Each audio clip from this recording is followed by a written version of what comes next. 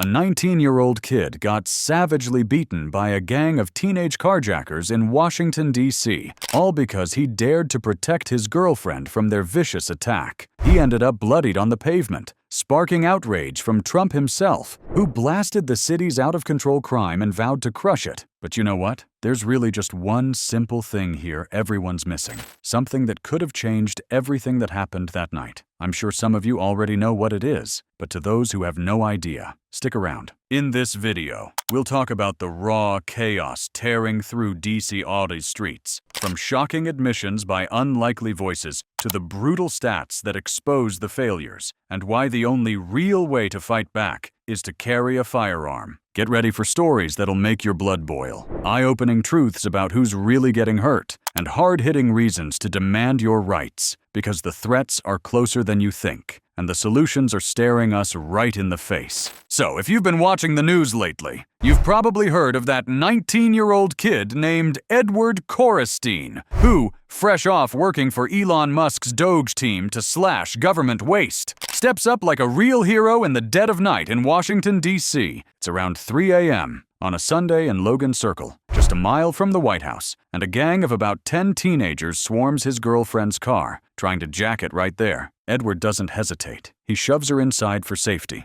locks the door, and turns to face these punks head-on. What does he get for his trouble? They beat him senseless, leaving him bloodied on the pavement with a concussion. Two of the attackers, a 15-year-old boy and girl from Maryland, got arrested for unarmed carjacking, but the rest scattered like cowards. This isn't some movie script. This happened on August 3, 2025, and it's got President Trump fuming, posting a graphic photo of Edward's battered face on Truth Social, calling D.C. crime totally out of control and threatening to take over the city if Mayor Muriel Bowser doesn't get her act together. Edward earned that nickname Big Balls as a joke on his LinkedIn, but he lived up to it that night. Dropping out of college to join Doge as a boy genius fighting fraud and waste, Musk praised the kid, saying Edward ran to defend the woman and saved her from a dozen young thugs, even though it cost him dearly. But here's what boils my blood. Edward had no gun, no way to level the playing field against a mob like that. In D.C., with its insane gun restrictions, you're basically told to roll over and take it. Concealed carry permits are a joke. Good luck getting one unless you're connected or jump through a million hoops. Edward fought with his fists and courage alone. And look what happened. He ended up in the hospital, while those juvenile delinquents probably laughed all the way home,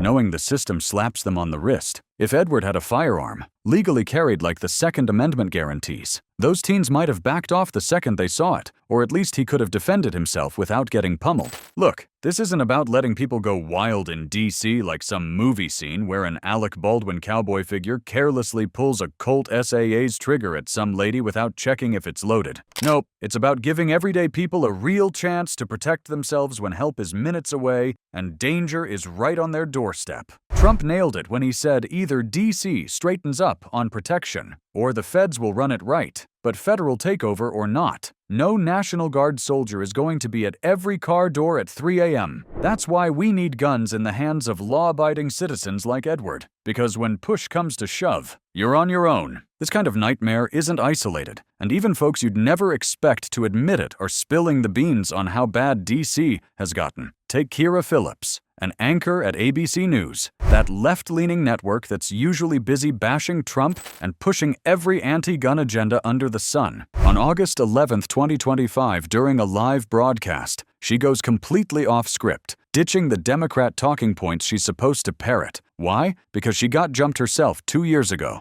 just 2 blocks from the ABC bureau in downtown D.C. She describes it vividly. A half-dressed homeless guy, clearly not in his right mind, attacks her out of nowhere. No weapons in sight, but scary as all get out, and she had to fight back with her bare hands to get away. Phillips didn't stop there. She rattled off a list of crimes hitting her own backyard in the last 6 months alone. 2 people shot, 1 killed, right 2 blocks from where she works. And just that morning, a co-worker's car stolen a block away. She's sitting there on national TV, scratching her head at the narrative that D.C. is safe, saying we've all experienced this crap firsthand, even if the numbers claim otherwise. And get this, ABC is the epitome of mainstream media bias, always cheering for Democrats and trashing anything Trump does. Phillips, like all left-leaning sheep, wasn't expected to break ranks. She was expected to toe the line, smile, and say everything's fine under Bowser's watch. But she couldn't lie anymore because the attack happened to her. That's how dire it is in D.C. Even someone embedded in that echo chamber refuses to gaslight us when her own safety was on the line. Phillips tied it all to the bigger mess of homelessness and mental illness fueling violence, pointing out tents lining the streets outside the White House and her bureau. She grilled the guest on what Trump's plan means for these folks. Arrest them for what? And where do they go? It's a fair question, but it drives home the chaos.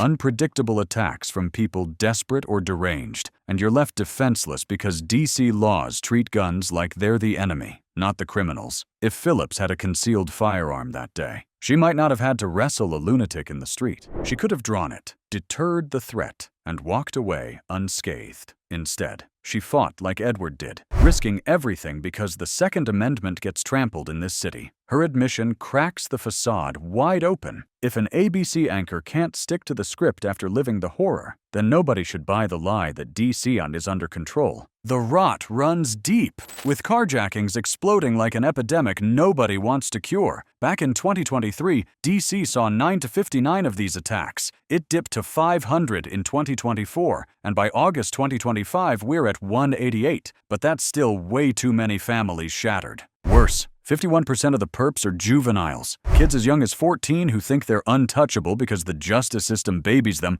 Remember that congressional intern, Eric Tarpinian Jakim, gunned down in a June 2025 shootout? Or the Lyft driver murdered last year by a 14-year-old in a botched carjacking? These aren't rare. They're the norm in a city where youth crime rages unchecked, with only about 200 juvenile arrests for violent offenses so far this year. Then there's Benny Johnson, the conservative commentator who got a seat in the White House press room and unloaded his own horror stories from 15 years living on Capitol Hill. He witnessed muggings and thefts so often he lost count, got carjacked himself, caught mass shootings on his Ring camera, saw a woman on his block held at gunpoint for $20, and worst of all, his house set ablaze in an arson attack with his infant child inside. Firefighters had to bust down the door to rescue the kid. Can you imagine the terror? Johnson called out the reporters lying about D.C. being safe, thanking Trump for finally doing something, because no parent should endure that nightmare. An older resident I talked to summed it up perfectly. The city's so dangerous, she makes sure to get home before sundown.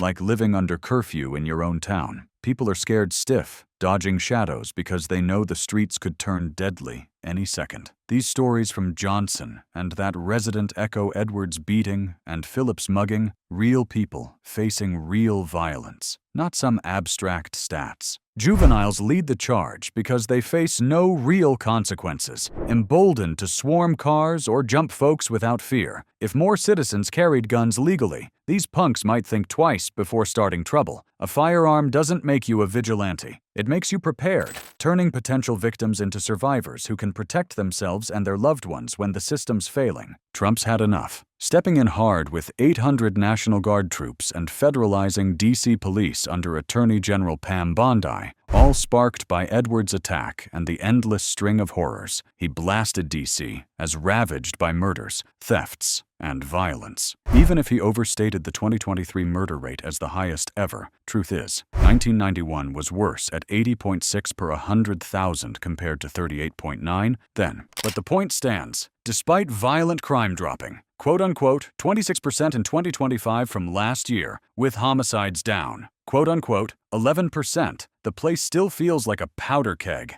Mayor Bowser and her AG Brian Schwalb whine that the takeover's unnecessary, pointing to a 35% plunge in 2024 and ongoing declines. But tell that to Edward bleeding on the sidewalk or Phillips fighting off her attacker. Democrats like Nancy Pelosi and Hillary Clinton attack Trump, calling the National Guard deployment a cover for his incompetence. But as Bondi fired back, it's despicable they can't agree on law and order for a city drowning in crime. Residents mostly back Trump on this, seeing early wins with arrests, drugs, and illegal guns off the streets. Yet stats and crackdowns don't change the raw fear. D.C. BAI's homicide rate sat at 27.3 per 100,000 in 2024, dwarfing New York's 3.8, and public polls show 65% calling crime a very serious issue. Phillips and Johnson lived it, Proving numbers on paper means squat when you're staring down a barrel or a fist. Federal muscle is a band-aid at best. It won't be there for every mugging or carjacking. That's where the Second Amendment shines as the real fix, putting power back where it belongs, in your hands. D.C.'s gun laws are a disgrace, with concealed carry permits rarer than hen's teeth. Only about 1/200 issued by 2024 in a city of 700,000. Edward, Phillips, Johnson, they all got caught unarmed, forced into desperate scraps that could have ended worse. A legally carried gun changes that equation fast, deterring threats before they escalate, or stopping them if needed. Look at Edward facing that mob. A drawn firearm might have scattered those teens without a shot fired. Phillips wrestling her assailant? She could have held him at bay until help arrived. Johnson's home arson? Or the gunpoint robbery he saw? Armed homeowners send a clear message to criminals, and with 51% of carjackers being juveniles unafraid of slaps on the wrist, you need that equalizer to make them hesitate. The Second Amendment isn't optional. It's your constitutional shield in a city where violence lurks around every corner, even as overall crime dips. Training and responsibility come with it. Get educated. Practice at the range. Know the laws, but don't let anti-gun zealots strip away your right to survive. DCI's restrictions create victims, not safety, leaving folks like that elderly woman hiding indoors after dark. We deserve better. The freedom to carry, protect our families, and walk without fear. Edward showed incredible guts, but without a gun, he paid the price. Let's make sure nobody else does. And that's a wrap. Remember, carjackings rage with 51% by juveniles. Homelessness fuels random attacks. And even with crime supposedly dipping 26% this year, the fear's as real as ever. Trump's National Guard rollout is a start, but DCI's gun bans leave us all exposed. The Second Amendment's our shield. DC needs it to empower heroes like Big Balls to deter thugs without getting pummeled. Drop a comment. What pisses you off most about DRC's soft on crime crap? Ever had a close call that made you wish you were armed? Hit like if you're fed up. Share this with your crew. Subscribe for more No BS 2A rants. And smack that bell icon so you never miss the fight. Thanks for tuning in.